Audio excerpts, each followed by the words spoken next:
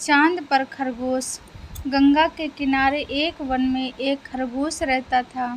उसके 3 मित्र थे, बंदर, सियार और ऊदबिलाव। चारों ही मित्र दानवीर बनना चाहते थे। एक दिन बातचीत के क्रम में उन्होंने उपोषद के दिन एक परम दान का निर्णय लिया, क्योंकि उस दिन के दान का संपूर्ण फल प्राप्त होता है, ऐसी बौद्धों की अवधारणा रही है। उपोषद बौद्धों के धार्मिक महोत्सव का दिन होता है।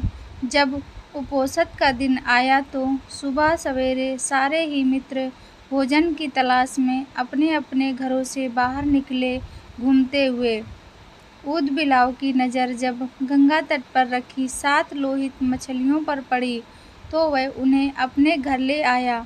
उसी समय सियार भी कहीं से दही की एक हांडी और मांस का एक टुकड़ा चुरा अपने घर को लौट आया। उछलता कूदता बंदर भी किसी बाग से पके आम का गुच्छा तोड़ अपने घर ले आया। तीनों मित्रों ने उन्हीं वस्तुओं को दान में देने का संकल्प लिया, किंतु उनका चौथा मित्र खरगोश तो कोई साधारण प्राणी नहीं था।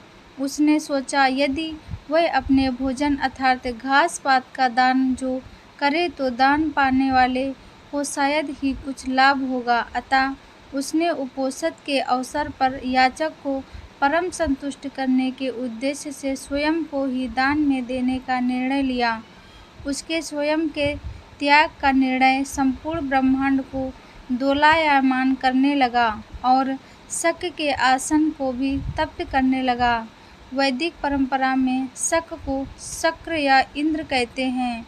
शक ने जब इस अति अलौकिक घटना का कारण जाना तो सन्यासी के रूप में वह उन चारों मित्रों की दान परायणता की परीक्षा लेने स्वयं ही उनके घरों पर पहुँचते। ऊदबिलाव, सियार और बंदर ने शक को अपने अपने घरों से क्रमशः मछलियाँ, मांस और दही एवं पके आम के गुच्छे दान में देना चाहा, किंतु शक ने उनके द्वारा दी गई दान को वस्तुओं को ग्रहण नहीं किया। फिर वह खरगोश के पास पहुँचे और दान की याचना की। खरगोश ने दान के उपयुक्त अवसर को जान याचक को अपने संपूर्ण शरीर के मांस को अंगीठी पर में सेंक कर देने का प्रस्ताव रखा। जब अंगीठी जलाई गई तो उसने 3 बार अपने रोमों को झटका, ताकि उसके रोमों में बसे छोटे जीव आग में न जल जाएं।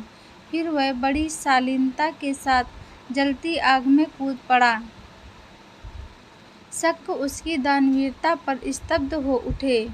चिरकाल तक उसने ऐसी दानवीरता न देखी थी और न ही सुनी थी। हाँ, आश्चर्य, आग ने खरगोश को नहीं जलाया, क्योंकि वह आग जादुई थी। शक के द्वारा किए गए परीक्षण का एक मायाजाल था।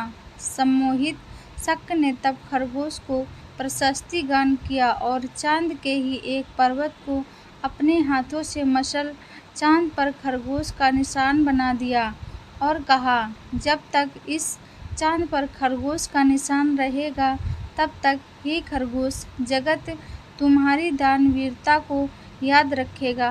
तो दोस्तों, कैसी लगी कहानी? ऐसी ही कहानियाँ सुनने के लिए चैनल को सब्सक्राइब करें, वीडियो को लाइक और शेयर करें।